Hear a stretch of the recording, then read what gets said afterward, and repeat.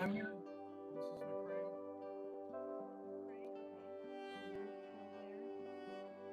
Commissioners Sly or Kramer?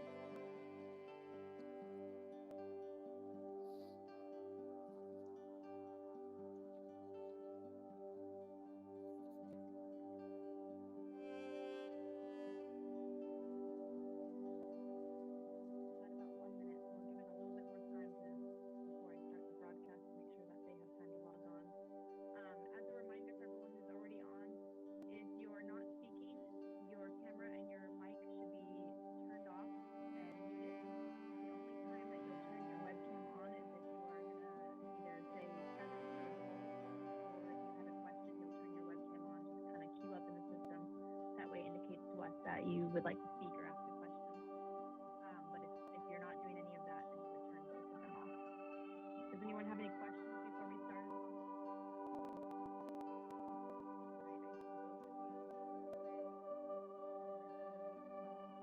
Commissioner Kramer? Okay, so unless anyone has anything that they would like to ask or say before I start, I'm going to start. Go ahead and pop up. We'll give you guys about 10 seconds to say something.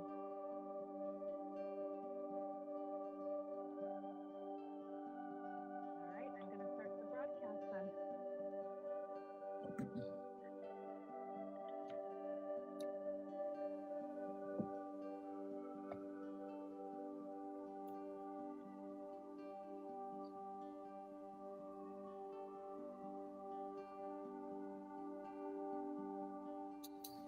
Good evening, Commissioner Sly. I'm here. Hi, John. Okay, we're broadcasting live, so I guess we should step right into it, correct? And you're muted, I think. Hi, hold on. It has not started. Okay. Let me know.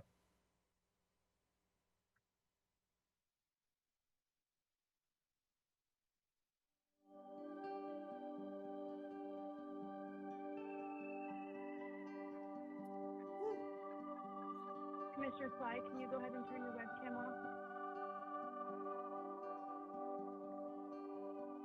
Can you hear me?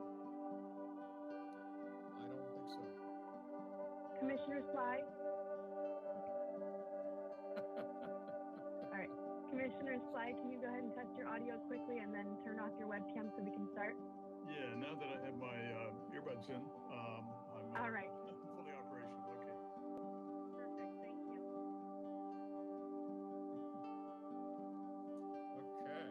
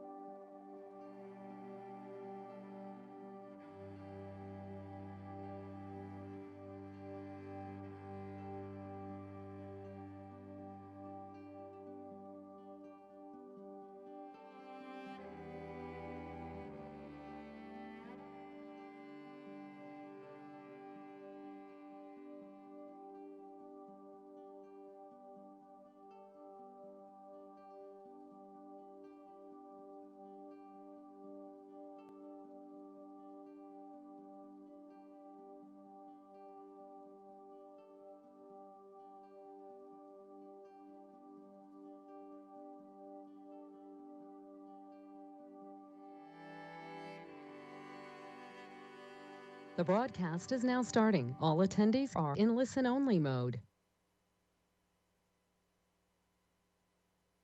All right. Good evening, everyone, commissioners and members of the public, to the June 18th, 2020 City of Santa Barbara Harbor Commission. I will gavel in now. The meeting has officially begun. Are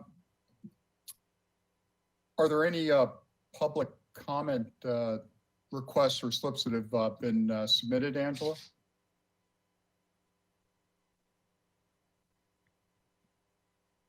Hello, Chair Stedman. There are two people who are on that would have not indicated that they want to make a public comment at the time, but I'd like to go back and do roll call as well first. Yes, of course. Okay. Of course. We'll do that. We'll address changes to the agenda. I just wanted to get a heads up on the public comment. Can you go ahead and do a formal roll call, please, Angela? Yes, of course. Commissioner Kramer?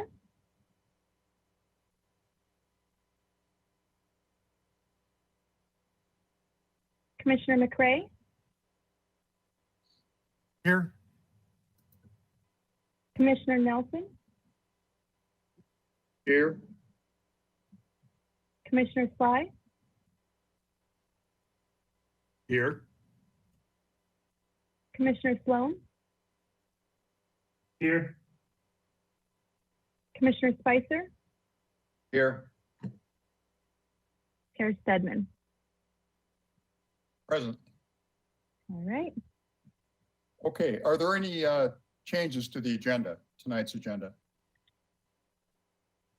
Chair Stedman, no changes to the agenda tonight. Excellent. Good to see you, Director Wiltshire. Likewise. Okay, now your comments about the two individuals who wanted to speak tonight. Angela, can you amplify that a little bit? Yes, there are two people logged on, but they have not indicated that they wish to speak for general public comments, but I will make a quick note. For public comments, to indicate that you would like to make a public comment, please click the raise or lower your hand icon on the control panel. I'll then notify you when it's your turn to speak, and you'll have 2 minutes to make your comments. Okay, excellent. Now moving on to the consent calendar. Item number Chair one. Stedman, Yes. we actually have someone who just raised their hand now. Speaker Chris Voss. Oh, okay, I'm going to unmute you, and you will have 2 minutes to speak. You may begin. very well.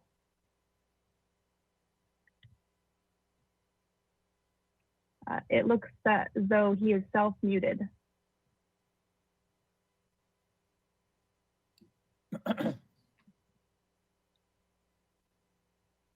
Christopher Voss, can you hear us?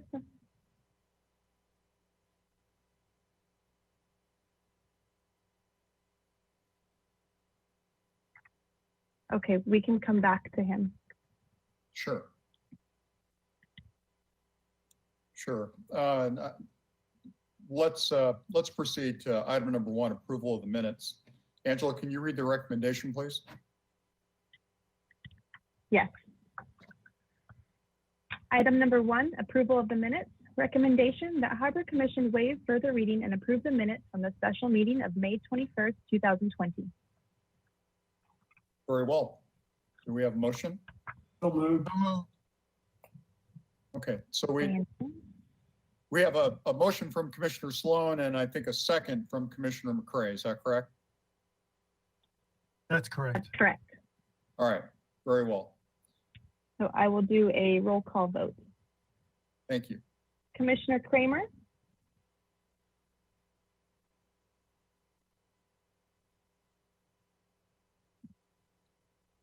Was that a yes? Commissioner Kramer?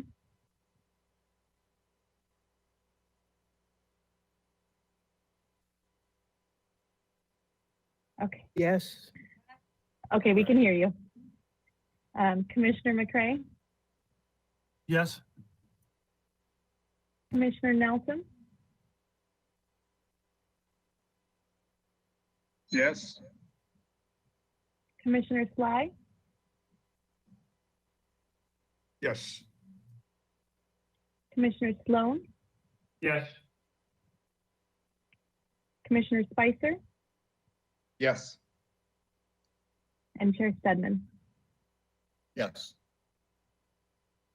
All right, that passes unanimously. Thank you. Excellent. And now we'll move right along to our department updates and item number 2, the director's report. All right, that's me. Well, Chair Stedman and Commissioners, good to see you again. I hope you guys are all doing well and faring through this still with everybody. For my director's report, I'm going to plan to continue to provide a bit of a coronavirus update from the waterfront perspective. So at each of these meetings, as long as it seems appropriate and necessary, and I think as of now, it certainly still seems appropriate and necessary. So from the waterfront's perspective, since last meeting, there's been a fair amount of change, mainly in the areas of easing restrictions. So we're still very much in the midst of all of this pandemic, but it seems as though we're kind of moving into a phase of living with it and trying to get back to some semblance of normal, and while still applying our appropriate safety precautions. And that's really what's happening at the waterfront. So some of the big updates down here with respect to the waterfront. So the majority of our tenant businesses are back in operation in some form. So all the restaurants are operating and have made modifications for in-restaurant dining. Some of the charter companies, or I believe all the charter companies, have been approved for operation, and I've seen a number of charter boats going out, which is great. And the Sea Center and Maritime Museum were kind of the last to be approved to open, but have since been given the green light as a part of the county's state phase 3 lifting of restrictions. I know neither of them is open yet, but they are putting together plans and being extra cautious and aiming to open by July 1st. Next slide.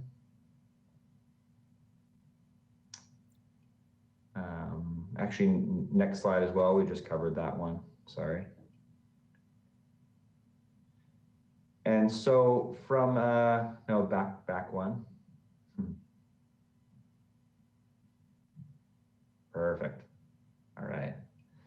And so from a waterfront administration point of view, our main office is still closed to the public, and we're still successfully conducting business by phone, email, and appointment.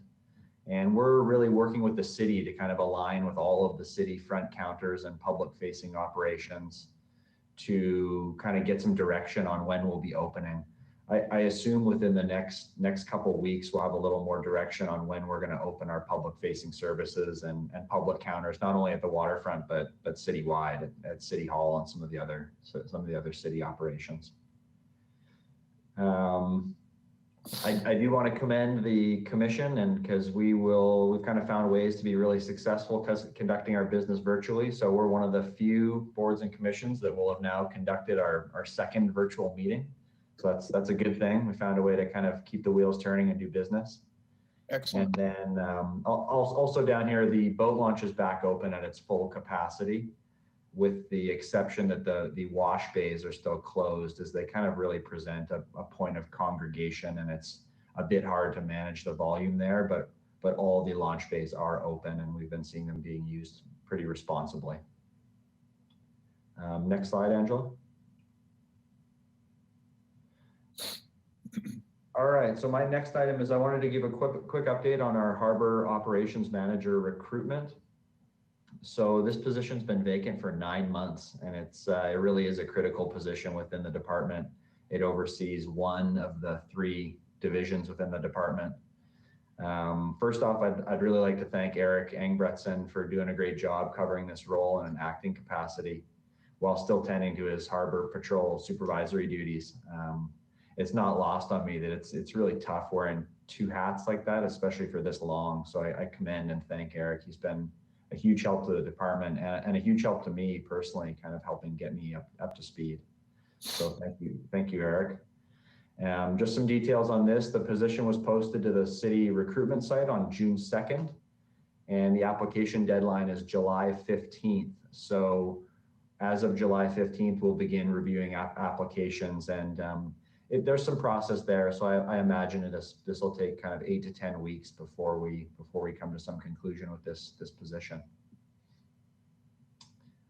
Next slide. All right, so wanted to discuss some tentative agendas for some items for the upcoming July meeting. So looking back, this is typically when we do the chair and vice chair selections at the July meeting. So I'll plan to do that unless I hear otherwise from the commission. And then the other item that I want to put on there is a review of our slip transfer policy.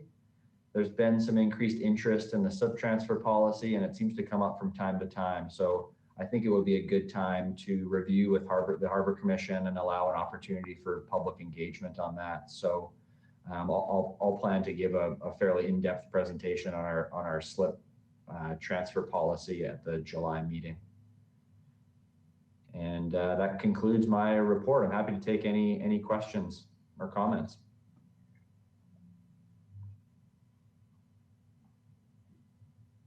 Okay. Seeing none, I'll turn it over to Mr. Bossi. For our business services report. Good evening, Mr. Chair and Commissioners. I have a brief business services report for the month of June. It kind of follows what Mr. Wiltshire was speaking of a minute ago, that businesses down here on the wharf and in the harbor are open. So we encourage everybody to come on down and, of course, practice appropriate social distancing. So for many years, as we all know, the harbor and Stearns Wharf have been great places for outdoor dining with amazing views of the harbor, the waterfront, and of course the Santa Ynez Mountains. Well, that opportunity to dine outside was enhanced even more on Tuesday, May 19th, when the City Council unanimously ratified all of the preliminary recommendations that were brought to them by the city's COVID-19 Business Advisory Task Force. Included among these recommendations was the allowance to permit food service businesses to create temporary outdoor dining areas. And the reason behind that was with the current social distancing requirements, there wasn't enough space in restaurants, and so they're allowing restaurants to move out onto public right-of-way, including the sidewalk throughout the city. And so, as you may have noticed, or as many of you might have noticed, State Street has been temporarily converted into about a 9 or 10 block pedestrian promenade between Haley Street and through Sola Street. So all those restaurants are pushing out onto the sidewalk. The streets are blocked off, so it's a very pedestrian friendly area.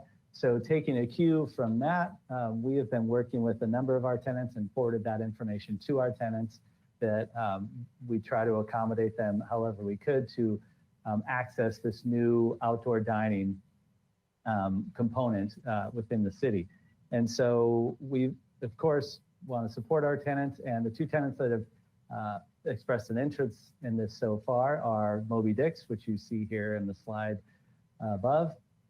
This is their temporary outdoor dining space. We worked with the owners to accommodate this, and we moved out a couple of parking spaces and essentially shifted everything north. And I want to special thanks go out to Tom Dietz and Nels Anderson and their staff for working with our tenant to accommodate this and make sure there was a safe pedestrian thoroughfare around this. We had to remove a number of bull rails out there, and their staff got right on it and made this happen. So Moby Dick's is doing some outdoor dining, and the Breakwater Cafe here in the harbor is also looking to do their first run at it this weekend. So they'll have some additional outdoor dining, which is going to be great because it's Father's Day weekend. So I anticipate a very busy weekend down here. So just with that, just wanted to let everybody know that waterfront businesses are open. As Mr. Wiltshire noted, the Sea Center and the museum are currently making plans to open in the very near future. So once they get open, we'll be 100% open. So we encourage people to come on down to the waterfront, Stearns Wharf, and the harbor, and see what's going on. So with that, I'm happy to answer any questions that you might have.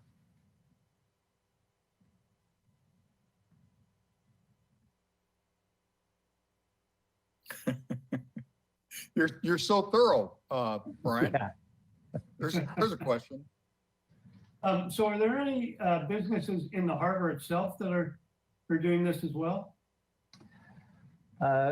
Chair Stedman and Commissioner Sloan, so far the only business that has expressed an interest is the Breakwater Cafe.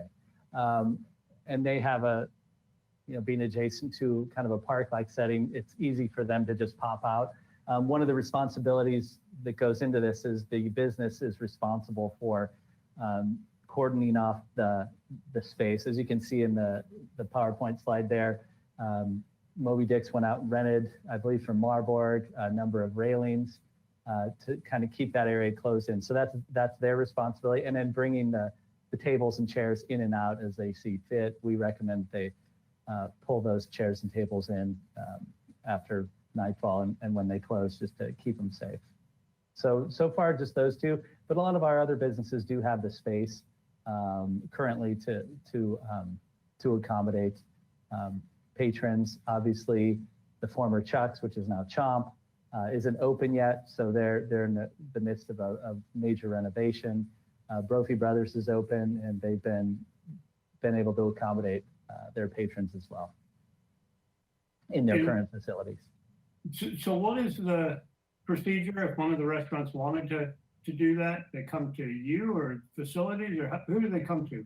That's a great question. They can come to me and we can work with them. We'll go out on site to kind of see what area works best for them and structure a plan to put in place. And then they would go out and get the appropriate fencing or whatnot to make that happen. Great, So thank you. we're making it as easy as possible. Good, thanks. I think it's a great idea. Brian, I have a question. Sure. What about the liability? How does that work? Is it clear that the liability is not going to be shouldered by any of these restaurants that are operating to customers? Or is there a slip that people sign, or what's the state of the liability issue for coronavirus? As far as like if you walk into a restaurant, do you have to sign something? Is that what you're asking? Yeah. I'm not aware of that. I think at this point, it's placed on the individuals, and if they want to go outside and be in public. But as long as all of our folks who have opened had to follow the county's protocols and checklists and self-monitoring and have all that information, signs posted. So once they go through that process, they are allowed to open. So as long as they adhere to those county guidelines, they're in good shape. Got it. Thank you. You're welcome. Okay. Are there any more questions from the commissioners? All right. I guess we'll move on to Mr. Treiberg and the facilities management report.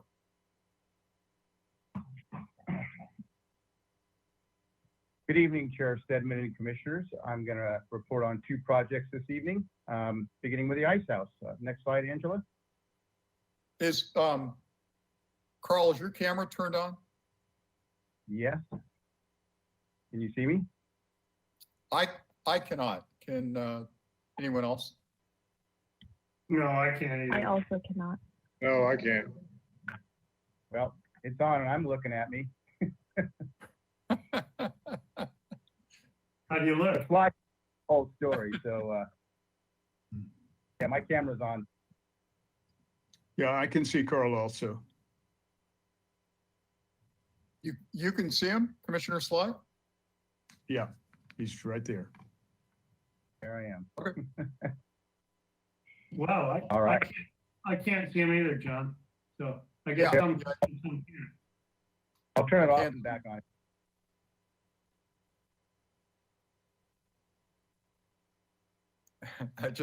There he is. I see you now, Carl. Okay, I turned it off and back on. So Great. I proceed. Okay, so the first update is on the Ice House replacement project. The Ice House was built in the mid-1990s and has exceeded its useful life. Next slide, please, Angela. I reported this to the commission several months back, and we looked at a couple of different alternatives, and we had included $600,000 in the FY capital improvement program. We put together kind of a local design team after a couple of years trying to find an engineering firm that would work on this to no avail. So we hired a local architect, Don Ziemer with KBZ Architects, a structural engineer, a fellow named Jeff Haight with Elling, Spiess, and Haight Engineering, and Eric Goodall with the city's Public Works Engineering Division. And as I mentioned, we looked at two alternatives. Next slide, please. The first alternative is more or less superimposed here on red.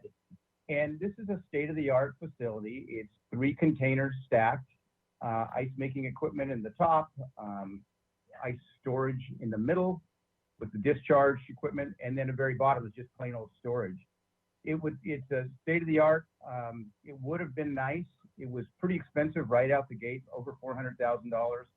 And we dismissed advancing this mainly for 2 reasons. One was design review. There would be exhaustive design review associated with changing what's out on the wharf already. And structural issues. As you can see, the footprint's larger and the thing is heavier. We probably would have had to rebuild the end of the pier. And with the cost of just the ice house itself would have been over $400,000, I think we would have gone way over budget very quickly. So the other alternative was to replace just the ice making equipment with the associated structural improvements to the existing ice house. And that's on the order of like $280,000 for the ice making equipment. So it's quite a bit less without quite as much difficulty with design review. Next slide, please. But to confirm that that was a feasible alternative, we had to do a conditional assessment. And Mr. Haight with Elling, Spiess, and Haight concluded that the ice house is structurally sound, came up with some construction recommendations, mainly the partial removal of the second-story walls and removal of the roof, and some siding work as well. This would allow us to open up the top and actually replace the ice making equipment. So if you can visualize kind of taking the top of the building off, taking all the equipment out, putting in new skid mounted equipment, and going forward and then kind of rebuilding up the walls. So next slide, please.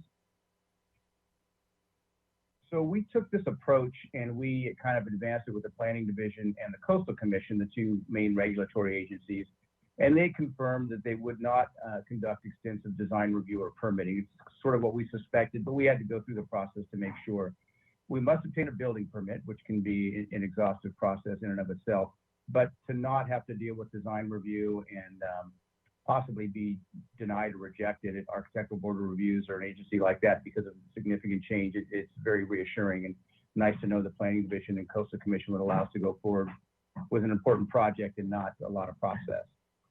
Right now, I have solicited a proposal from KBZ Architects to complete the final design and bid package, and that will happen fairly quickly. They're the proper firm to kind of finish this out. Next slide, please. So we have the schedule and the cost tentative at this point. We think we could complete the design by the end of August.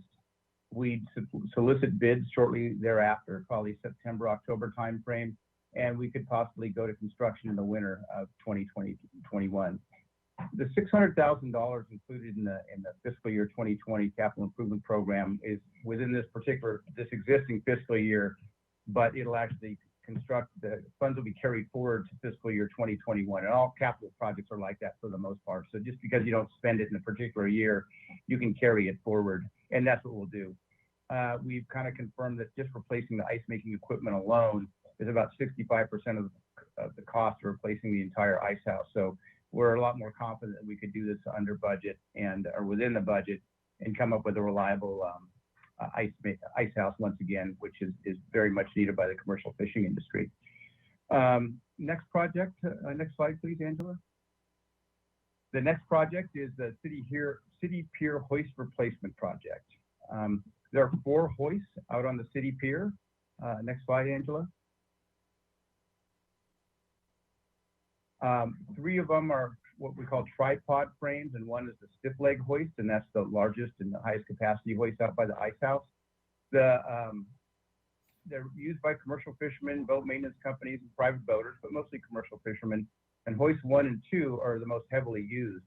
They were actually designed and built by a guy named Bobby Reed, who worked on the dredge many years ago, back in the mid 80s.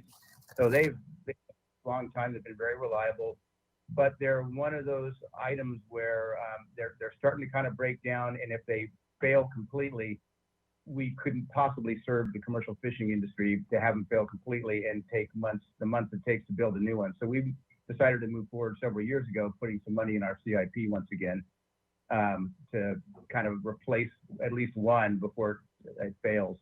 We do routine inspections daily, weekly, and have an annual recertification, so we keep them up and running, but they're getting pretty old. It's a long time for a hoist to provide service. Next slide. So these are the hoists. If anybody hasn't been out there, like I said, it's a tripod hoist. They've worked great. Bobby did a great job on his design. But like I said, they're really quite old, and so it's time to move forward with something new. Next slide. The existing hoists have a 1,000-pound lifting capacity, and back in the FY 2019 capital improvement program, we set aside $150,000 to replace a hoist. We weren't sure if we could replace 2 hoists with that or 1 hoist, so we called it the Hoist 1 and 2 project for a while. We went out to bid last summer and awarded a contract to Central Coast Welding out of San Luis Obispo to replace one of the hoists with a hoist with a 2,000-pound capacity. And this design is based on hoists located on the Hartford Pier in Port San Luis. Next slide. My staff and I conducted a site visit up there a while ago for some other reasons, and as I've reported to the commission in the past, we have borrowed dredging equipment, pile driving equipment. So when we're out there visiting with our colleagues, we looked around and saw these hoists, and we really liked them. They looked really, really nice and look strong, and were well reviewed by the port itself and the commercial fishermen using it. So this is what we're going to have start. We're going to install starting next week. Next slide. So the hoist is done. Installation is set to begin June 22nd. That's this coming Monday. It's going to result in partial closure of the city pier. We're not quite sure how long, but in general, they'll be able to do the majority of the work while still maintaining access to the other hoist and the ice house. We have scheduled inspection and certification for June 26th. Every hoist has to be certified for use up to its lifting capacity. So we've got that all coordinated, and we think after a little bit of disruption on the city pier next week, by the end of the week, we'll have a nice new hoist. The total project cost, and this is the cost of the hoist, change orders, and engineering, was $85,000. The CIP cost, the original cost estimate was $125,000, and the only other bid we got was right about $125,000. So we feel we got lucky working with Central Coast Welding, and they've done a really nice job. We went up a couple of weeks ago and looked at it up in their shop, and it's different looking, but it's very well balanced, and it's got twice the lifting capacity. So I think once the fishermen start using it, they're really going to enjoy the improvements after a couple of days of getting it installed. That concludes my report this evening, and I'd be happy to answer any questions.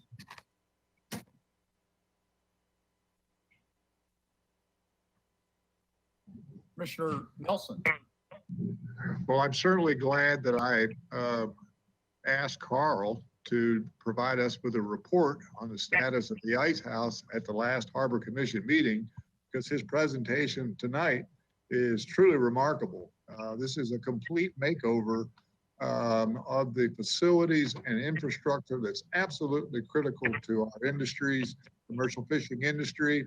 The ice house itself is not just important to the commercial fleet, but it's important to every aspect of the supply chain. Whether that's seafood processing, whether that's cold storage, it's absolutely essential. And the fact that everything seems to be not just on schedule, but ahead of schedule and within budget is really a remarkable thing. And all I can do is say hats off to Carl, his staff, and to Mike and the whole waterfront department. I have no questions. Thank you. Commissioner McCray. Thank you, Chair Stedman. Mr. Treiberg, I was wondering if the current ice house is actually still functional, or is it at reduced or no capacity at this point? Chair Stedman, Commissioner McCray, it's fully functional. It takes a lot, and we have a company up from San Luis that services it on a regular basis. We do major repairs on a regular basis, and we have one staff member almost dedicated full time to it. So we do our very best. When it's running properly, we do, I think we have about 10 tons of ice a day we can make. The bin holds about 12 tons. It rarely runs out. We average about 7 tons a day. Every once in a while, when the demand's real high, we kind of get up towards the limit, but it's fully functioning. It's just, I'm real worried it's going to break down completely, and then we would be stuck for a long time until we can replace it. Similar to the hoist, we're trying to get ahead of complete failure and replace it before it does completely fail. Thank you for that. And it strikes me, knowing how old the equipment goes, you end up with 1 or 2 people that actually are the only ones on earth and can any longer keep it going. Is that how things are currently right now with that ice house? I would say that's a very true statement. We have an individual, Greg Lowe, that's very smart and really knows the system, in addition to the company up in San Luis. So the new system is going to be much better. We're going to cross-train staff to service it, to try and get as many staff members as possible to know how to service it, and just keep it as reliable as we possibly can, because it is in demand. Like Commissioner Nelson said, a lot of people really rely on us. So we want to make sure the new one is as reliable as ever, and our local fleet can rely on it all the time. And then lastly, Mr. Triberg, with respect to the hoist, that new hoist, do you anticipate it as a 2-ton hoist rather than a half-ton hoist, or a 1-ton hoist rather than a half-ton hoist? Will cost the users any more? Good point, Commissioner Craig. We hadn't thought about that. I think we were just going to charge the same. Ultimately, I think hoist 3 is a 1-ton hoist. It might cost a little bit more than the half-ton hoist. I think we'll probably keep it at the same rate. And then ultimately, we'd like to do hoist 2 as well. Hoist 2 is pretty old, and the price was pretty good. So when we do our next CIP, we'll probably take a look and see how much money we have now that and we'll have this used for a little while to make sure everybody likes it, it's suitable and serves the need. But we haven't thought about increasing the cost. It's $6 an hour, I think, or excuse me. Yeah, it might be $6 an hour right now, and the other one might be $8. And so it's not a huge difference, but we'll see. Thank you for that. Mm-hmm.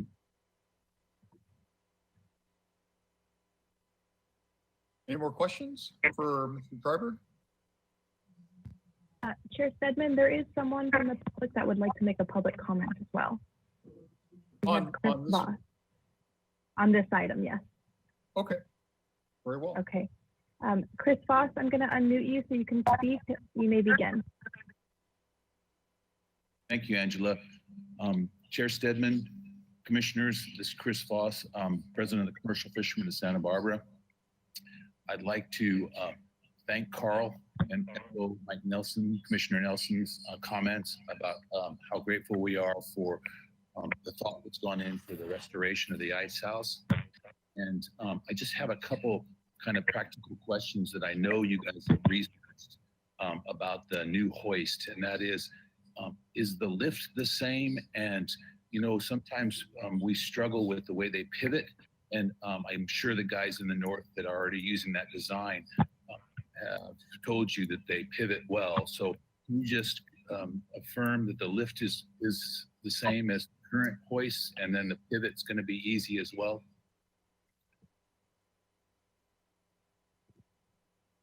That's to you, Carl. Yeah, Chair Stedman and Commissioners. Mr. Triberg?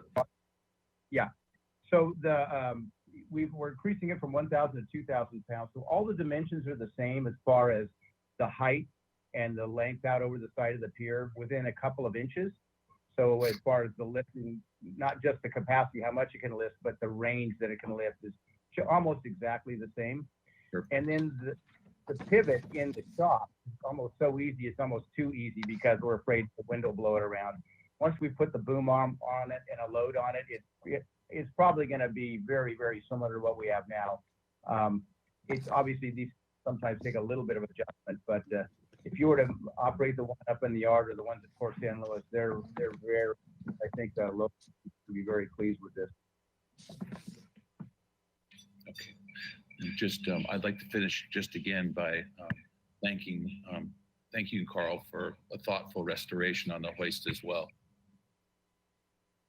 Thank you. Any more comments, Mr. Voss? Chris? No, Chair Stedman, thank you. I'm finished. I'm going to comment hopefully on item 8. Okay, very well. Well, item 7. I think. Very well. Thanks, Carl.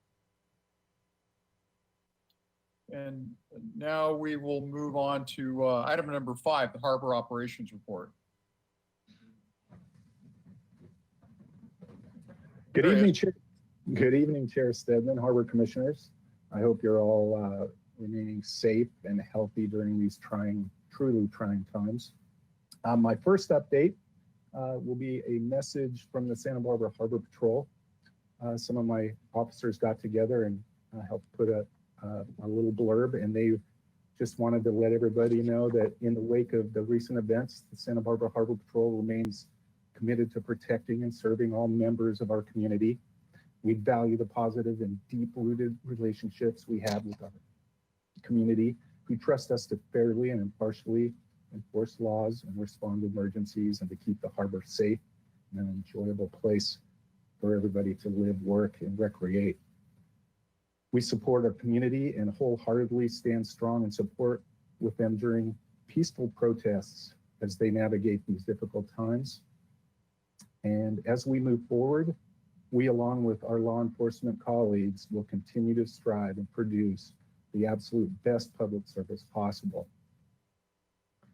In doing so, we will remain vigilant with our 21st century policing. Next slide, please. And in that, there are 6 pillars that we strive for. The first is building trust and legitimacy. And this is adheres to law enforcement acting in a fair and just procedural manner. And it cultures and embraces a guardian rather than a warrior mindset within the law enforcement community. The police and oversight, with rights come responsibilities. You have to establish policy and it must reflect the community values. And oversight should be periodically reviewed and in tandem with citizen oversight measures as well. Technology and social media, another pillar. Improving community trust through social media, but there are also very strict policy guidelines involved with this framework as we move forward. And then community policing and crime reduction, having guided philosophy, highlighting the importance of not just policing, but making sure that all stakeholders are heard. And then training and education for all law enforcement. It's easy to say it, but to get out there and really do it and make sure that all officers are well trained, constantly trained, especially in critical areas that are so far reaching with law enforcement. The Harbor Patrol actively searches out training and we all welcome it. And the last is officer wellness. Every level of it within the organization, we want mental and physical wellness for our officers. And that's what I have on the message. If we could go to the next slide and my next update. On Saturday, June 6th, we had approximately 400 to 500 surfers gathered at Ledbetter Beach to stage for a paddle out on the water called the Paddle for Peace.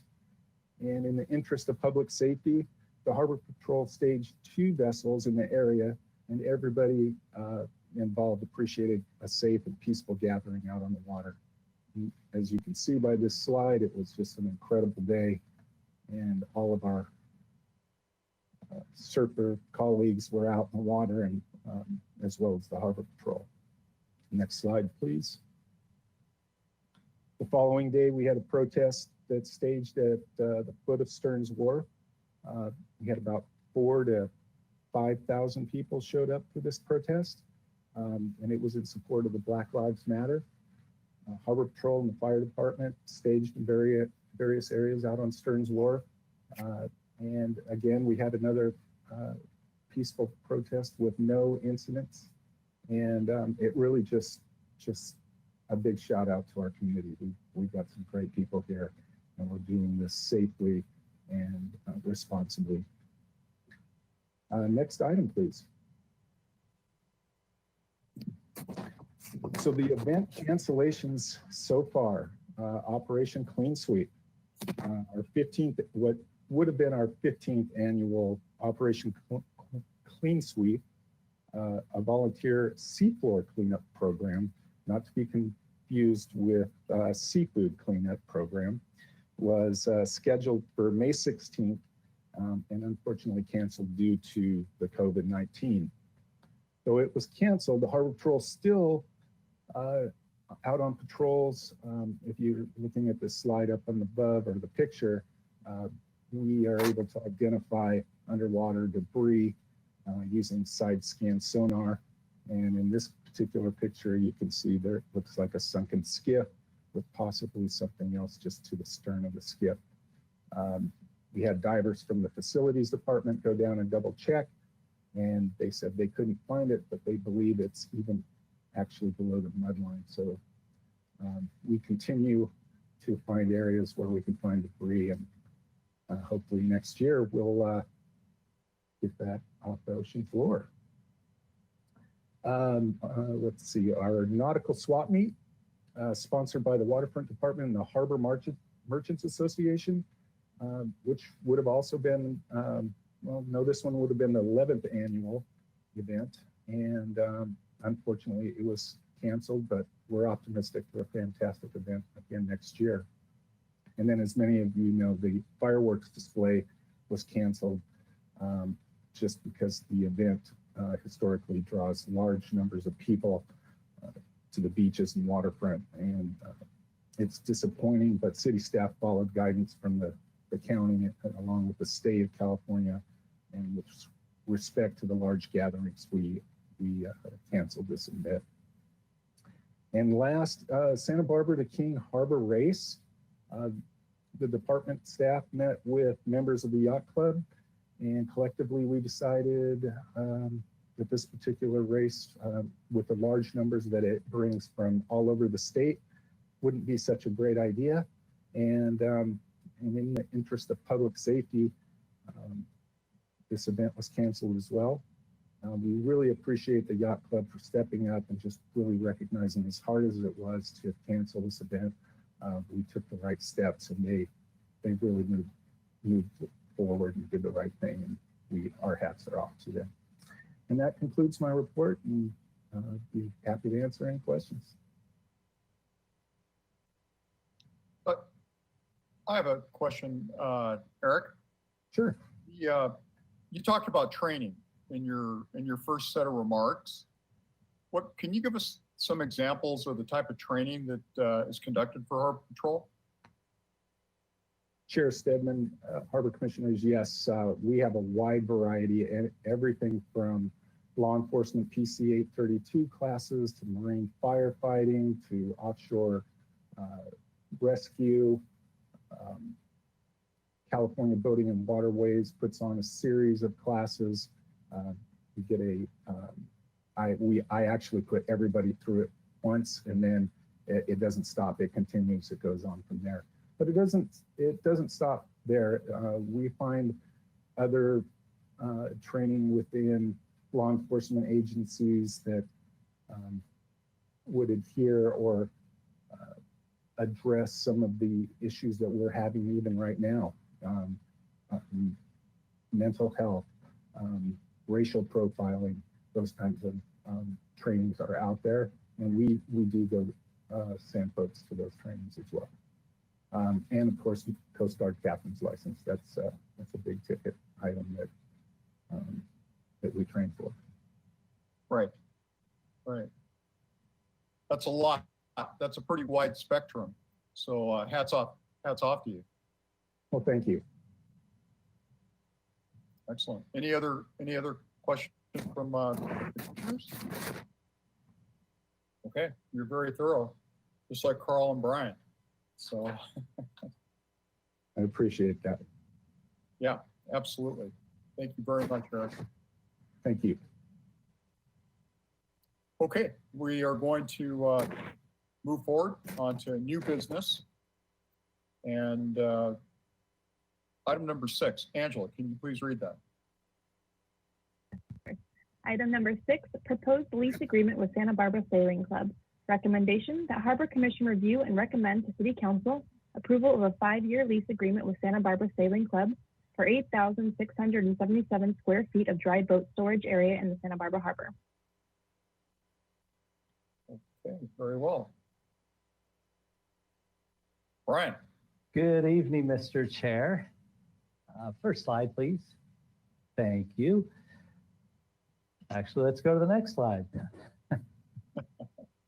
Okay, the Santa Barbara Sailing Club has maintained dry boat storage space in the Santa Barbara Harbor for many years.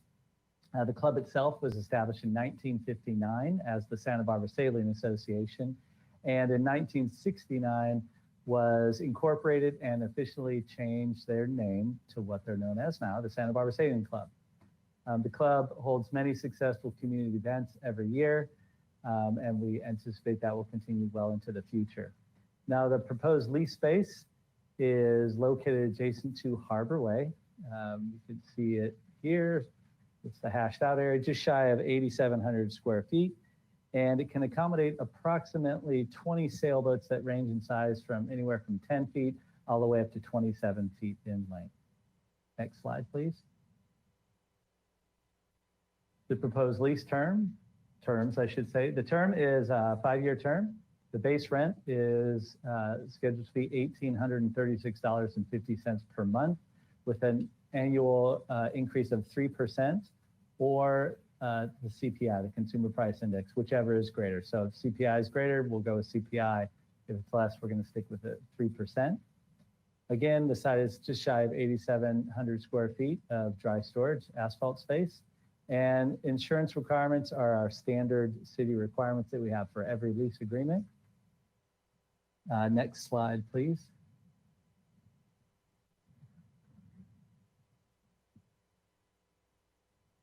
Okay, okay. Well, anyways, the proposed, the Santa Barbara Sailing Club has been prompt with payments and has successfully operated the current boat storage for many years.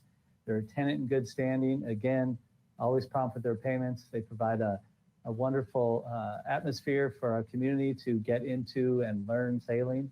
And with that, I present to you the proposed lease agreement and welcome any questions that you might have for me. Commissioner Sly, do you have any questions?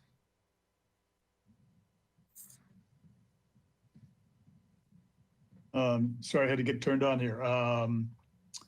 No, I don't. It's a very good operation and a good tent that helps round out the activities of the harbor. So I'm happy to see them staying. I know Commissioner Sly normally has some hardball lease questions, so that's why I prompted him. Now we have Commissioner Sloan. I would move to accept the proposal. Excellent. Do we have a second? Second. Do we have a second for them? I'll second that motion. And can we do a roll call vote, Angela? Yes, of course. Commissioner McRae, Aye. Commissioner Nelson, Aye. Commissioner Sly,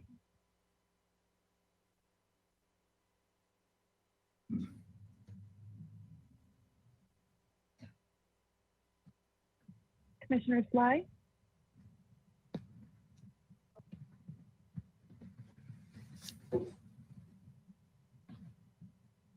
okay, we'll come back to him. Commissioner Sloan, Yes. Commissioner Spicer, Yes. Commissioner Kramer, Yes. Chair Stedman, Yes. Commissioner Sly? I can't get my thing to work here. Oh, it's working. We can hear you. We just can't see Okay. you. Okay, yeah, I've lost my little rectangle here with the off on switches in it. It's hidden somewhere. And your vote? Aye. Thank you. That passes unanimously. Very well. Good overview, Brian. Thank you. Thank you. All right, now we'll move on to a very lively item number 7, which Mr. Voss has already indicated that he wants to make some public comments about. So if you're listening, Mr. Voss, can you offer up your comments now?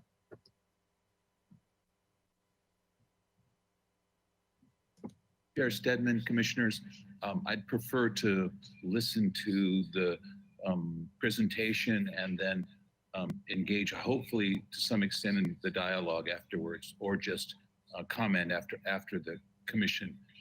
Okay. All right, very well. Thanks, Chris.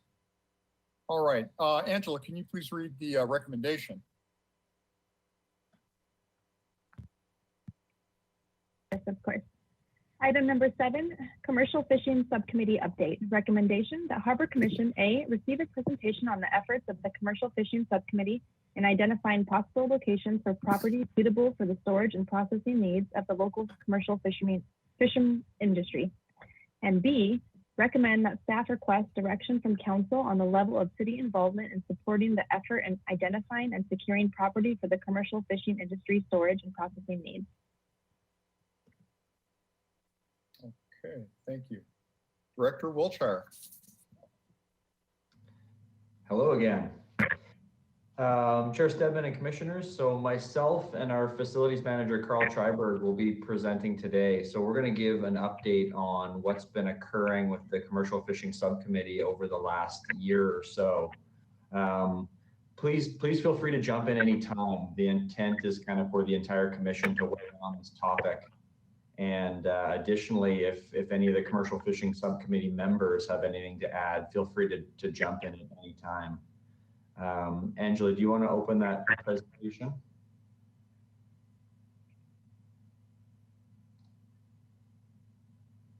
And you can go to the next slide.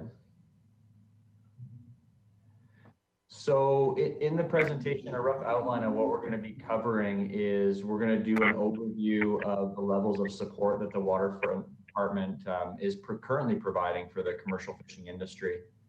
And we'll have a look at the existing commercial fishing facilities, as well as a quick timeline of what the Commercial Fishing Subcommittee has done to date, and go over some of the things that have happened in the last year or so. Additionally, we'll look at a refined list of potential properties that are kind of suitable for the commercial fishing industry needs. And then we'll wrap up with some discussion and talk about some next steps, and really look for the commission input and even a recommendation on how we should move forward. So as Mr. Triberg was involved for a large portion of this, and he was really involved in the inception of it all, I'm going to turn it over to him now to kind of go over his portion of the presentation. Next slide.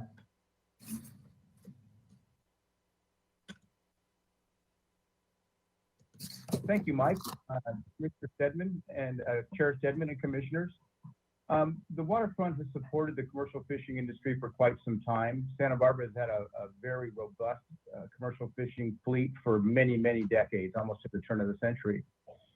In the last several decades, some of the key facilities that we've maintained in support of this fleet is the ice house, which we heard about tonight, supplies high quality flake ice.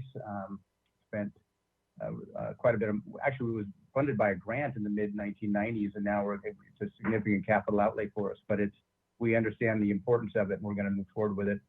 The hoists, on any day, you see them all in action. It's our commercial fishing fleet, and just how large it is, and how many people it supports, and how many businesses it supports, and how many people it employs. So it's really reassuring. The fish market on Saturdays is another great example of how robust our commercial fishing fleet is, and anybody who hasn't been there should go. It's a great experience and a great opportunity to get some great local seafood right off the boat. We also have reduced slip fees to help with the fleet, to help them make ends meet, and we've had this for quite some time. It's about 50% of what the regular slip fees are. And I'll talk a little bit more about the commercial fishing subcommittee that was supported, that was recommended by council, that we form that and move forward to kind of help with some of the issues they have as it relates to their needs that are located outside of the waterfront area. Next slide, please. So there's mainly 3 or 4 things that occur outside of the waterfront that the commercial fishing industry needs to remain viable. One is gear storage. They have a relatively small yard on 132 Garden Street in the Funk Zone. Quite a few boats are stored there, quite a bit of gear stored there, and it's really essential for the fleet. Another one is there's a baiting station and a little bit of cold storage on Gray Avenue. This is a very, very small facility, but it's important to note that baiting stations are important. They're an essential part of the fleet, and cold storage is even more important, and it's really underserved. And finally, fish processing. One of the fish processing facilities is at 711 Bond Street. That's Santa Barbara Fish Market's main processing facility. They also have a market in the harbor. It's a very, very popular place. And these 4 things are essential to the fleet. And the subcommittee conducted a site visit there last summer to kind of highlight the importance and sort of do a needs assessment that occurs outside of the waterfront itself. Next slide, please. So when you think in terms of what these needs and what be accommodated, you have to kind of go to the zoning and where they can legally occur. Allowable uses such as gear storage, baiting stations, cold storage, and fish processing are allowed in 4 zones. OM1 is manufacturing. These are located south of, most of them are located south of 101. Ocean commercial, it's kind of a mix that allows a lot of uses like hotels and whatnot in it as well. Harbor commercial, all of our operations on the waterfront are harbor commercial and parks and recreation. Unfortunately, we have 4 parcels and all of them are completely occupied with existing leases, so it's a little bit difficult to accommodate these needs. And then manufacturing one, which is a bit of a complement to ocean manufacturing. It's important to note that ocean manufacturing really specifies uses such as gear storage, cold storage, fish processing, but it also allows manufacturing uses with a conditional use permit. And the fact that a conditional use permit was granted for an OM1 parcel kind of highlighted the need to look a little more closely at the commercial fishing needs and where they should occur and in what zones. When we conducted our site visit a while back, the existing facilities are about 19,830 square feet. In a perfect world, the commercial fishing facilities need about 48,000 square feet. That's a little bit over an acre. As it stands, the existing uses outside of the waterfront, there's just not enough space. And that was one of the reasons why we convened the commercial fishing subcommittee to look at this issue. Next slide.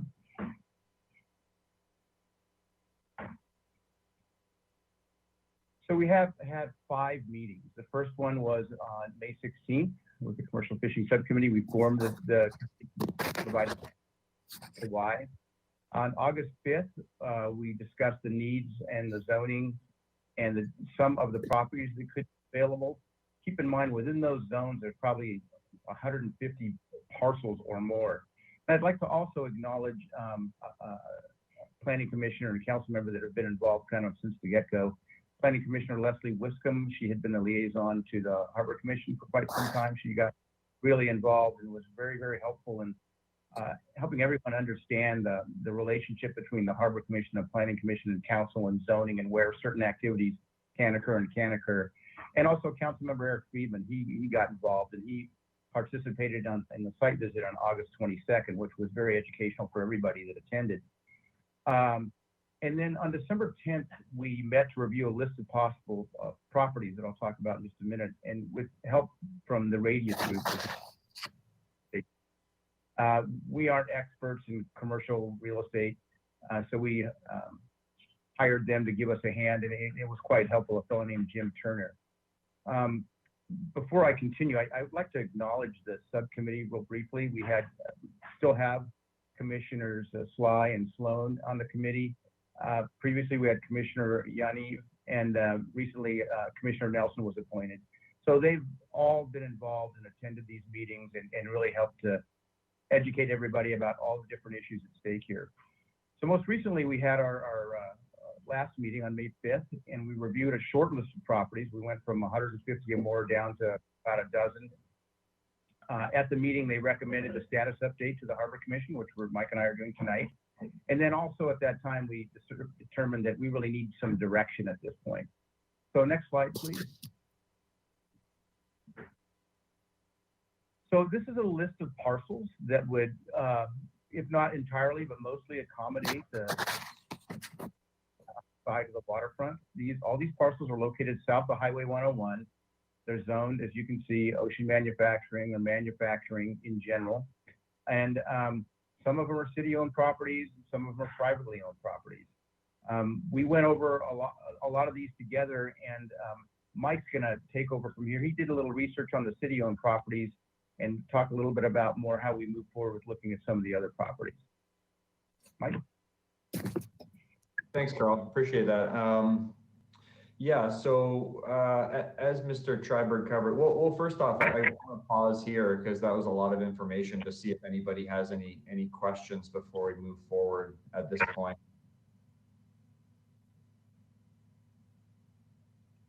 Carl's real good. I think everyone's just curious about your research, Mike. It looks very important. This list of properties? Yes. Yeah, and so this list of properties was all spawned mainly with Carl and the subcommittee. So the waterfront did have a contract with the Radius Group and put up a little bit of money for them to kind of comb all of the area south of the 101. And as Mr. Triberg mentioned, the list was about 150 or so properties long, and it's been whittled down to this based on some criteria that seems suitable for commercial fishing. So again, getting into these properties, and Angela, do you want to go to the next slide? So really the bulk of them, some of them that seemed the most feasible, there were city-owned parcels. And so coming from Public Works myself, I had a good connection to what those properties were used for and what they are currently used for and the demands on them. So one of my first actions when I came to the waterfront was reaching out to colleagues at Public Works and the fire department, kind of re-energizing that conversation. I did have a number of meetings with staff from Public Works and the fire department who kind of utilized some of those properties down in the area of interest. I somewhat knew the answer going in, but it was kind of confirmed after these meetings that the city, and mainly so the properties that were in question were the city annex yard, the desal plant yard, and the fire training center, which is kind of down near Elistera wastewater treatment plant.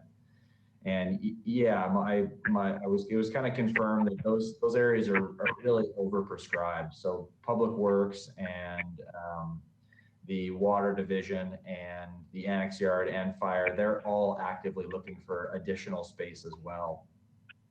And so it just, I don't think it's feasible to utilize the city parcels that are down in that area.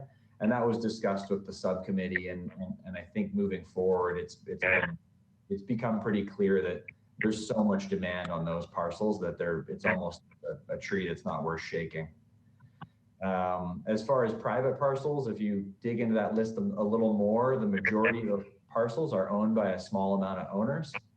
So with the potential properties aside, we're really at a point now where it's kind of a bit of a catch-22. So there's been a lot of good work done to pursue and identify these properties, but we're at a point now where the commercial fishermen, the CFSB, and the subcommittee really need to identify some funding or financing moving forward. As with any kind of real estate transaction, it's really tough to enter into anything if you don't have funding and financing. So we're really at the point now where it's this kind of tipping point where it's all right, we've got a bunch of parcels identified, but I'm thinking the next step is some direction on funding and financing and how the commercial fishermen aim to do that. But having these lists certainly is helpful, and it's kind of spurred it in the right direction, and that's kind of brought us to where we are now. Angela, do you want to go to the next slide?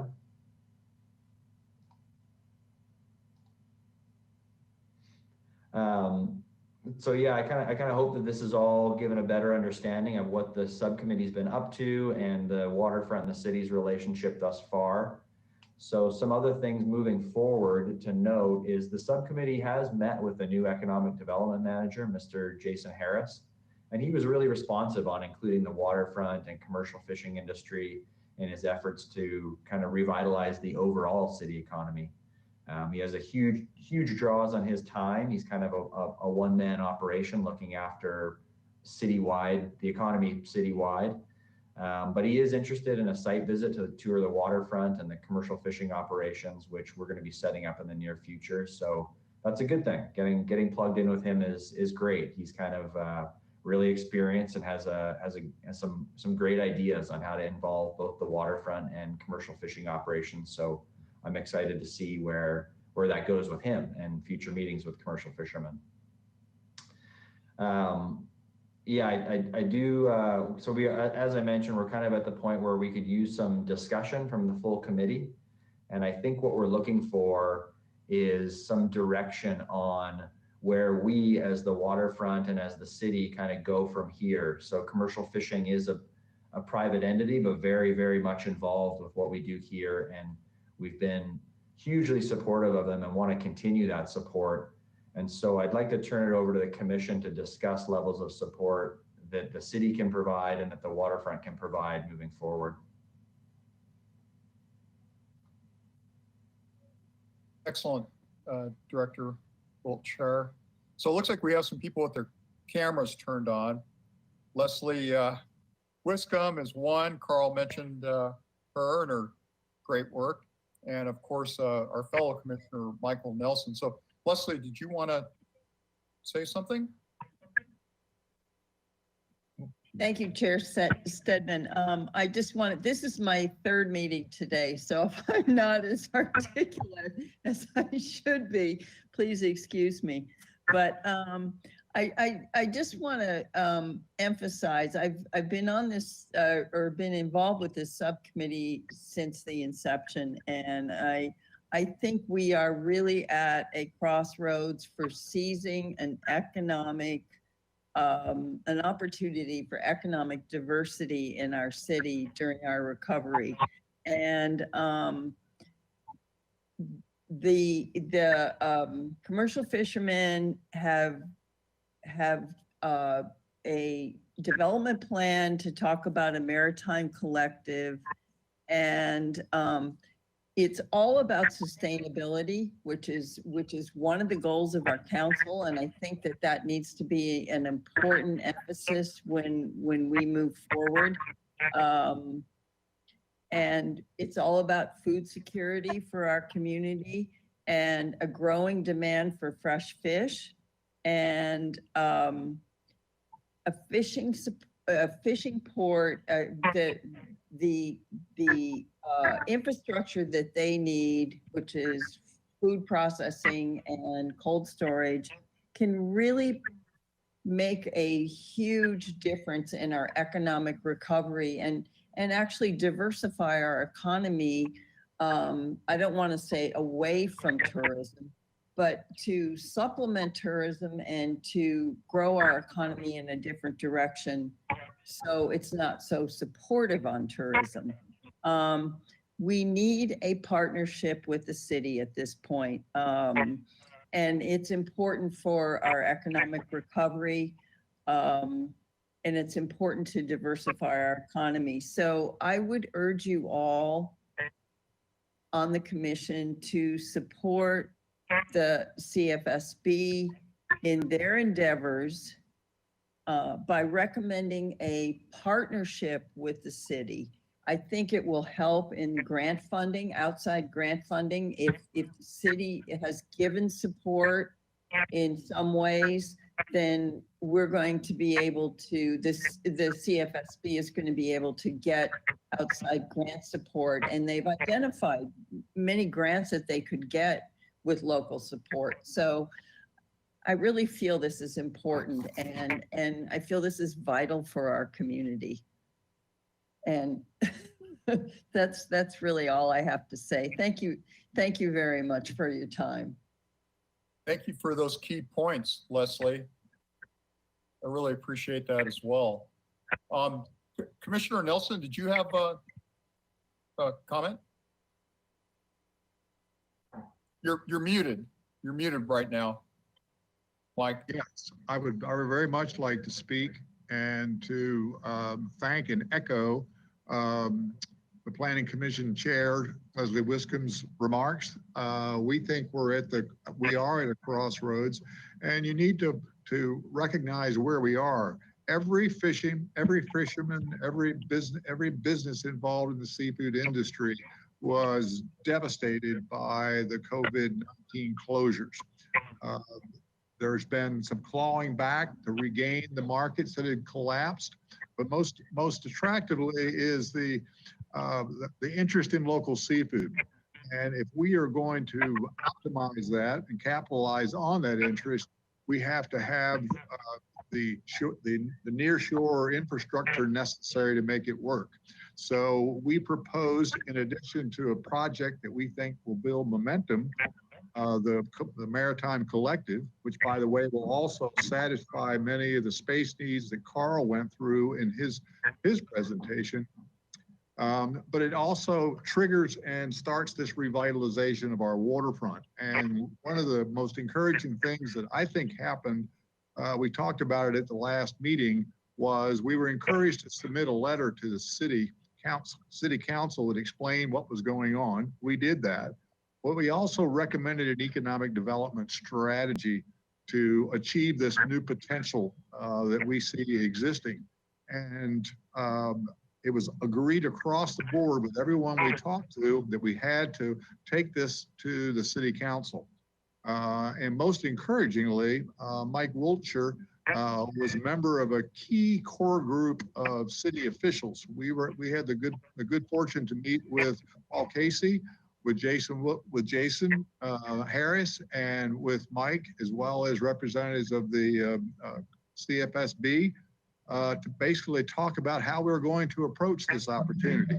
So I completely and wholeheartedly support and would make a motion whenever it's appropriate to move forward with the recommendation that Mike Wiltshire has put forth to seek the guidance of the city council, because a partnership with the city of Santa Barbara is absolutely critical for the success of all this hard work. Thank you.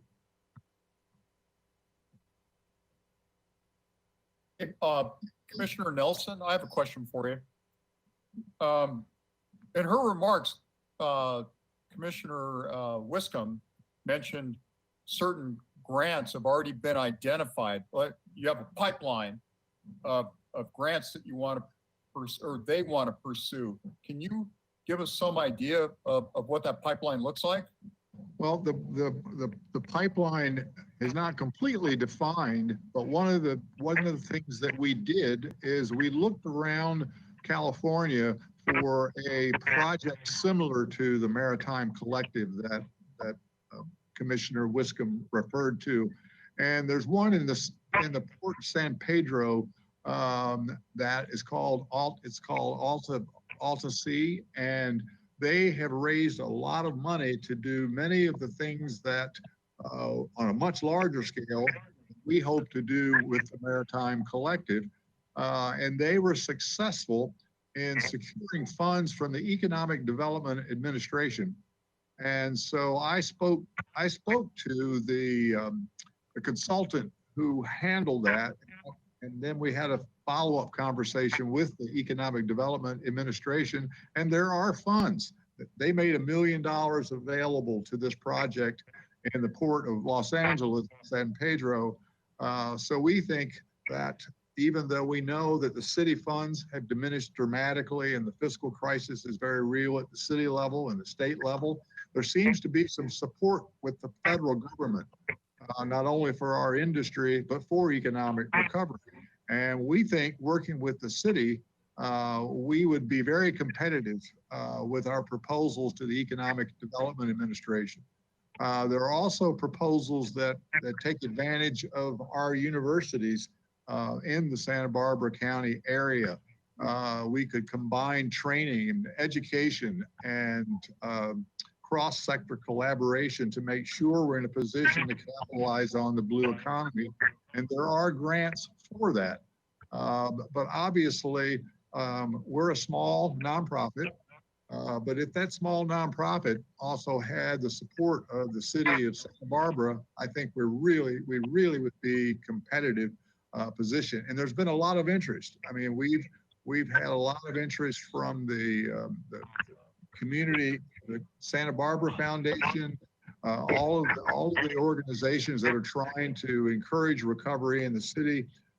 They've all supported us with grants, received a grant from the Santa Barbara Foundation, received grants from the Hutton Parker Foundation, all supporting the role that commercial fishermen in the seafood industry play in food security. It's a very, very important goal for our community. And we have 200 food producers, also known as fishermen, that are working out of Santa Barbara's port that can have a tremendous impact on the challenge the city faces.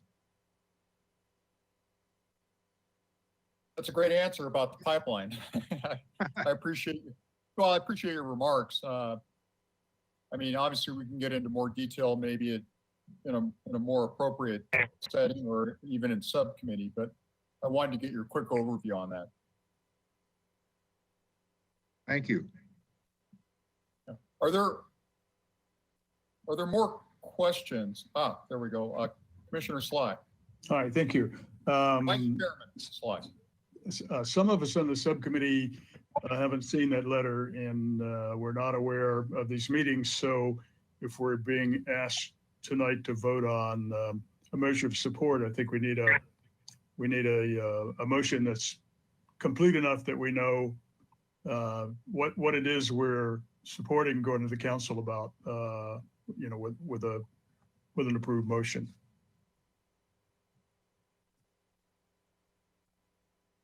That's a great point.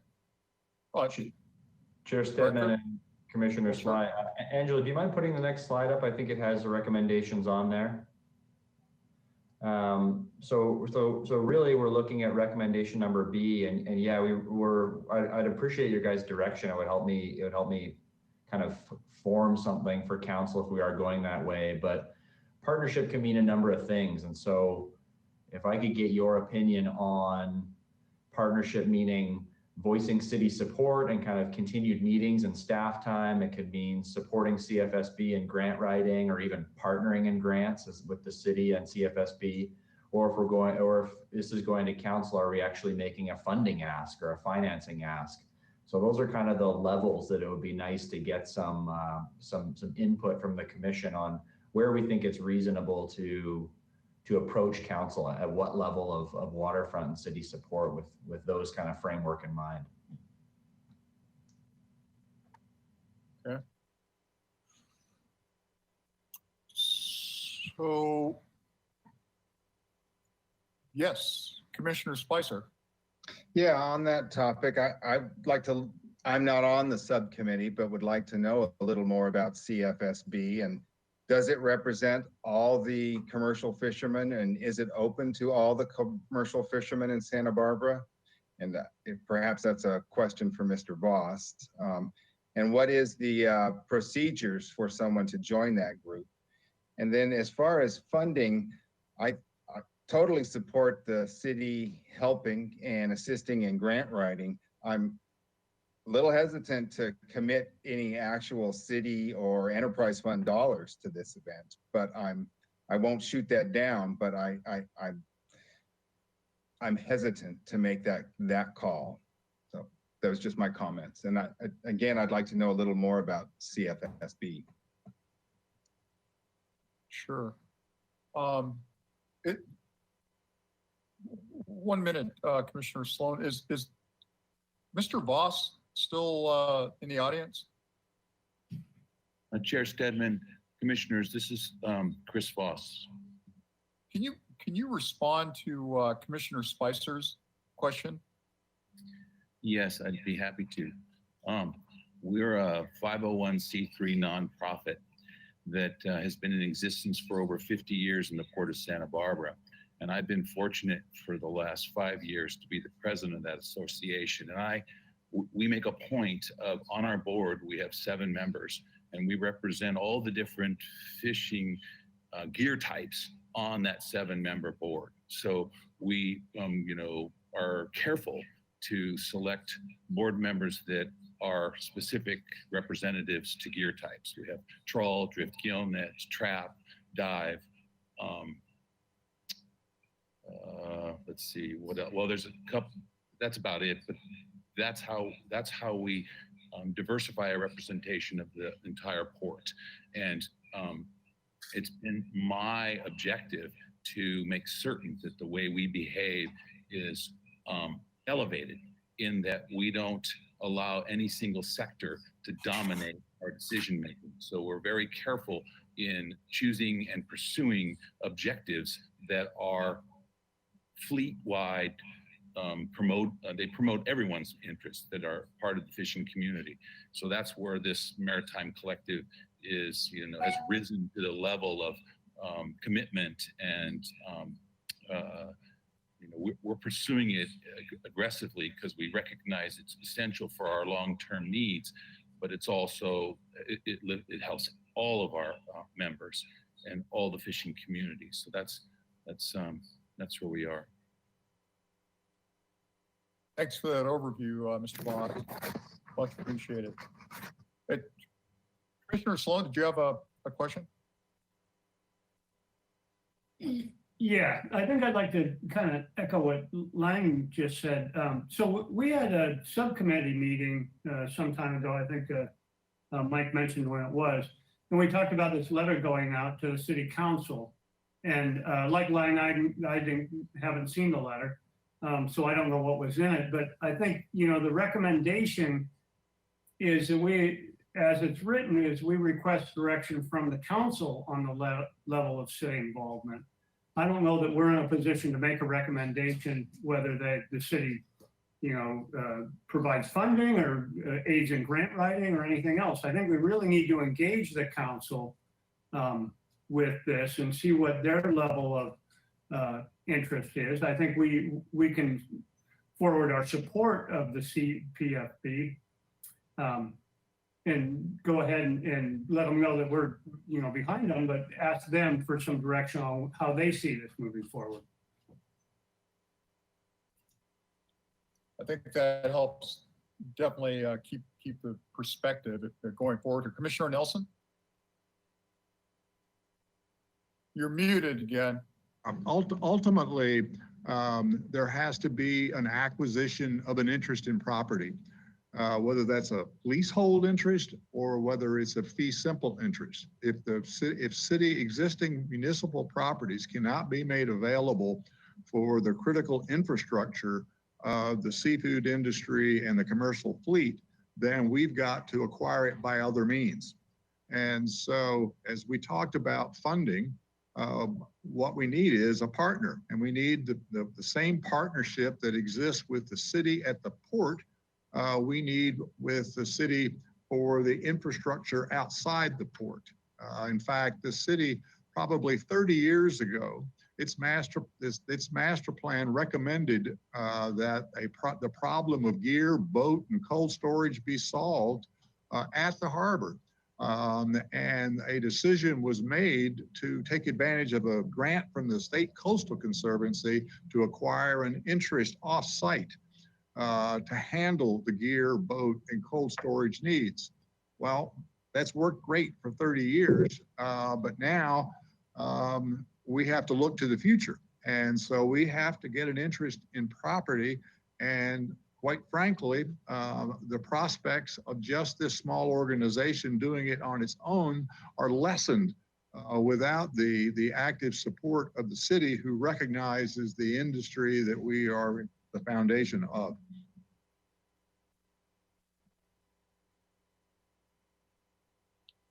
I understand. Yes, Commissioner Wiscombe. Thank you, Chair Stedman. I just want to talk about the letter a little bit. It's unfortunate you as a commission haven't seen it, but I can assure you that it has been well vetted with many members of City Council who are in support of CFSB, and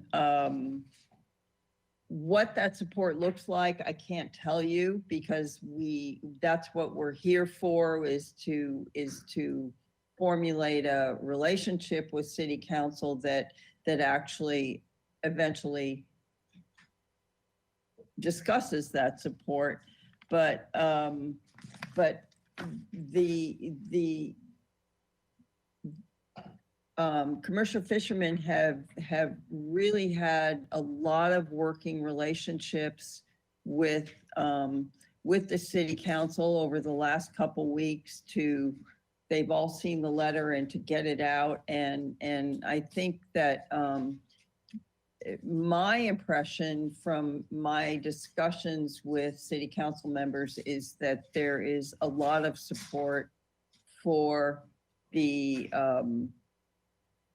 for some sort of relationship with the commercial fishermen, and also not only support but excitement for a possible economic development opportunity, economic recovery opportunity here within our city that's outside the scope of our tourism industry, and I think that's a very exciting opportunity that the commission should consider.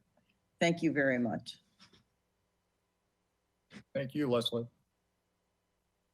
Vice Chairman Lang.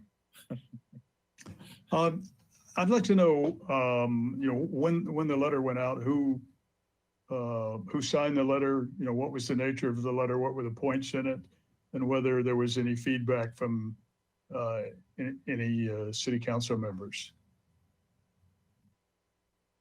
Great question. Maybe Commissioner Wiscombe or our own director can address that. Yeah, I can answer a couple of those questions. I think the letter went out in early June, I believe June 6th or 10th, around that time frame. It came from CFSB. I believe it was signed by Kim Selko and potentially Chris Voss. So it came from CFSB and it was directed to all City Council members. And I'm sorry, I apologize. I did receive a copy of that letter. I had an assumption that it went out to the Harbor Commission as well. In talking with CFSB, I did say that the waterfront and the city would get that out prior to this meeting. I'm going to send that to you ASAP, but that's the extent I know. I don't know of any response directly from council members on the letter. I can get back to you on that, but I haven't seen any response yet. I know, as Carl mentioned, and as I'm aware, Council Member Eric Friedman is very aware and involved.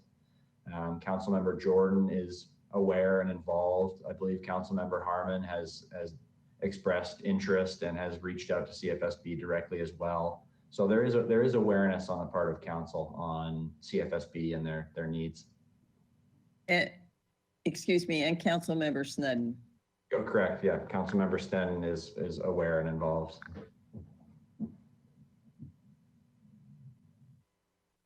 To give you some perspective. To give you some perspective from a City Council member, the reason we wrote the letter is that we were encouraged to do so by Council Member Harmon. She sees us at the Saturday market on the city pier, and we remarked to her that our industry was severely impacted by the closures associated with COVID-19. And she encouraged us to perhaps make a presentation to the city council and said she would look into it and talk to Paul Casey about that. And she did that. And he said to her, why don't you have CFSB write a letter, tell the story of what happened and what could happen if we join forces with them. And that is the origin of the letter. In the process, as Chairman Wiscombe explains, the Councilmember Jordan specifically said that we should bring this matter to the city council. Councilmember Harmon also encouraged us to bring this to the city council. And in fact, my last conversation, which was Friday with Councilmember Jordan, he encouraged that to try to encourage the Harbor Commission to make this ask, to bring it to the city council. But if not, he would work with other city council members to bring it to the city council's attention.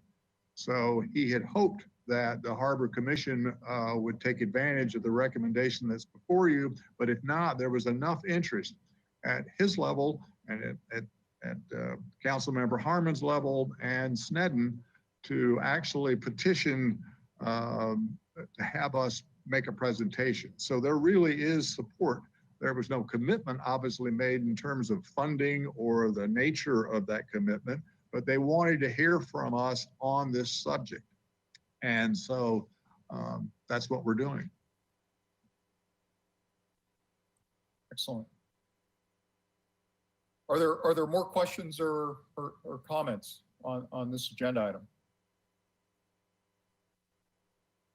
And I see that Director Wiltshire's already sent out that letter by email, so thank you. Commissioner Sloan? Yeah, I'm a little bit at a loss here because, you know, the recommendation is that we recommend to staff that we request direction from council, but it seems like that's been kind of circumvented already with this letter and with all the discussions between the Planning Commission, the commercial fishermen and the council. And it seems like the Harbor Commission's been left out of this loop a little bit. And so I know this is the point of this presentation is to bring us up to speed, but it seems like there's been a lot of work already done. And so I don't know what item B really accomplishes because it seems like that's already been done. So I'm just asking for a little clarification or other thoughts from other commissioners on that. Yeah, I just want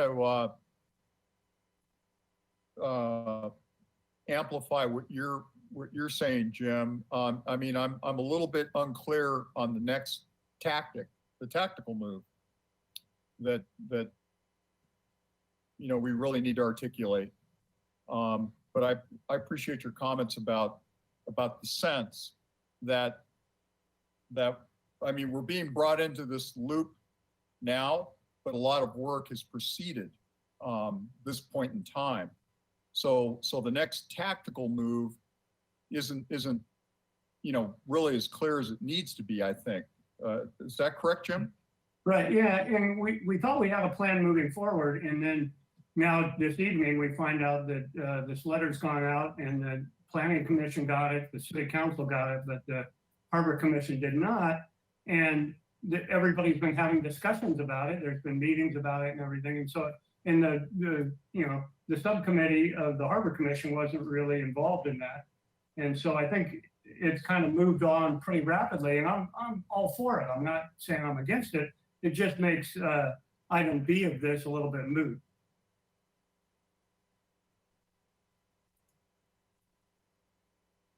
Commissioner Wiscombe?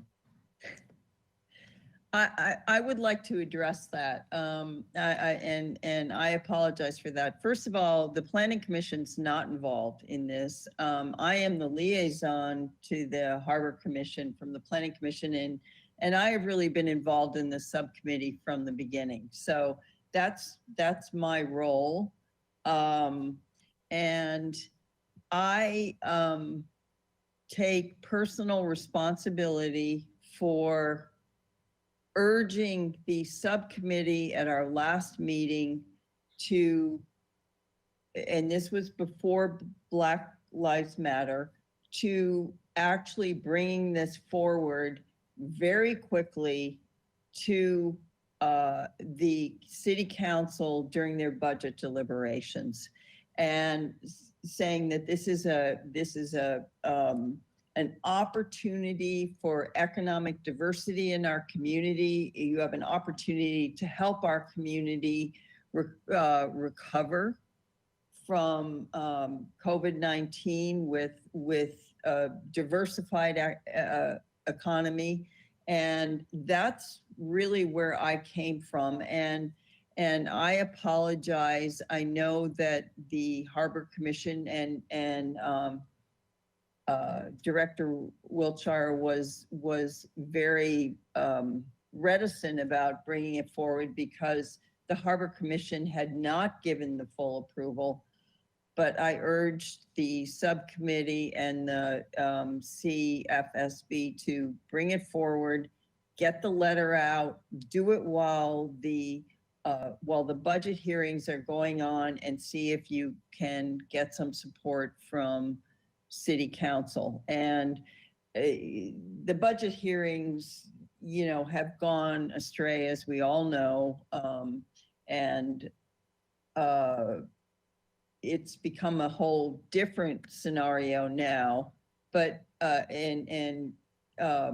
Director Wiltshire wanted to get it to the Harbor Commission because he felt very uncomfortable about getting a letter out before it went to the Harbor Commission. So I apologize. I'll take blame for just saying you need to do it right now. So and that was based on economic urgency. it was based on the fact that the city was reviewing the budget. It was before the Black Lives Matter movement. And it was, you know, perhaps you can get some funding or get some support from the city council at that point. And a few of the council members that I talked to before that supported CFSB and still support CFSB were, oh yeah, let's go forward, you know, let's see what we can do. And it was all before the BLM movement, and that kind of took over public comment. So the goal of, you know, getting to public comment, getting it in front of city council was kind of obliterated by that. And I take responsibility for the fact that it didn't go to the Harbor Commission before. I know Director Wiltshire was very concerned about that. But I just felt that the time was right to get it out at the budget, and you weren't having a meeting then. So the letter was sent out, and I apologize for that. And it has nothing to do with the Planning Commission. So I'm just the liaison who's been on the subcommittee. So. And we appreciate your efforts. Commissioner Sly? Well, I don't think any apologies are necessary, and I don't think there's any blame to be assigned anywhere. The subcommittee did explicitly agree. I think that getting something in front of the council was a good idea. Getting it in front of them before the budget was finished and fixed was a good idea, in case there was some chance that we might get something into the budget line items. And it's frustrating to me that we've been working on this since last August, and through nobody's fault, we just haven't, it doesn't seem to me we've gotten very far. I'd like to see us meet more often. I'd like to see us leave the meetings with a little more defined agenda as to exactly what we want to happen in the following time until the next meeting. And I think was appropriate that we got this thing out. You know, the Commercial Fishermen Association, it's their name on it, and they certainly have the right to write any letter they want to write to the city council. So I don't think there's any problem here. But before we, you know, if we're being asked as the Harbor Commission to put our stamp of approval on something, I'm not sure what it is, and trying to move this issue forward with the city council, I do think we need to know more about what it is we're going after and how we're going to do it, and who's saying what, and have the entire commission as well as the subcommittee members know what's happening. And it's unfortunate that we don't have that right now, so we, you know, could make another step forward at this point, but maybe there's a way to do it without waiting another month. I feel like this need has just gotten more and more urgent for the fishermen, and as time goes by, it doesn't get any easier to find a place, you know, or there's more of a chance of things dropping out of the possible picture than something coming into it. So not sure where we go from here, but I don't personally feel that I'm at a point where I know what I might be asked to agree to as far as the commission's approach to the council. As Jim Sloan said, I think we need a little more definition, and it indeed is pertinent at this point, or how do we proceed? I'm a little confused, obviously. Thanks. Yeah. Commissioner Sloan? Yeah, I think just as the recommendation is written is actually pretty good. We recommend that staff request direction from council on the level of city involvement in supporting this effort. And I think that's a good thing to do. I mean, so that we as the Harbor Commission can make a recommendation to council on what they recommend that the city does and how we can be involved in that moving forward. And so I think the way it's written is actually pretty good. I think I can support that. Yeah, I agree with you 100%, Jim. I mean, I've been staring at that recommendation throughout, you know, this commentary and discussion. And so I don't think there's an issue at all with that recommendation. I get the urgency from all sides. We should probably entertain a motion to vote on that recommendation. I would move to make that recommendation. Do we have a second? I second. Okay, Commissioner Nelson seconds the motion. Can we have a roll call vote, Angela? Yes, of course. Commissioner Nelson, Aye. Commissioner Sly, Aye. Commissioner Sloan, Aye. Commissioner Spicer, Aye. Commissioner Kramer,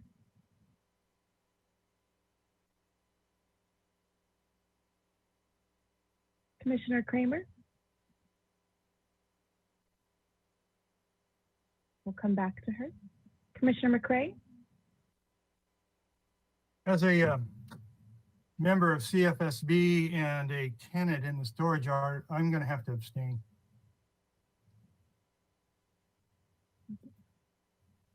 Chair Stedman, Aye.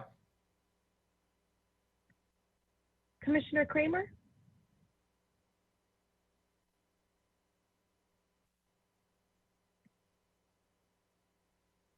I believe that's going to be an abstention from her as well then. So what's the So final? that's a 5-0 yes, but with 2 abstentions. So it does pass. Okay, so the motion carries. All right. Very well.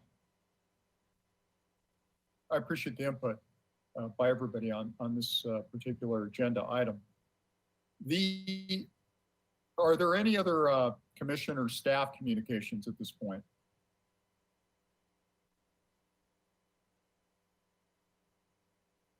Okay, are there any subcommittee reports?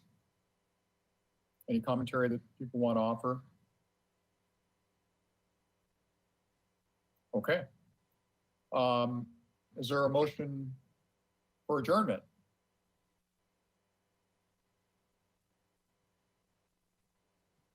So moved. Second. Oh. Okay, so we have a motion and a second that carries. Before I gavel us out, do you have a final comment, Director Wiltshire?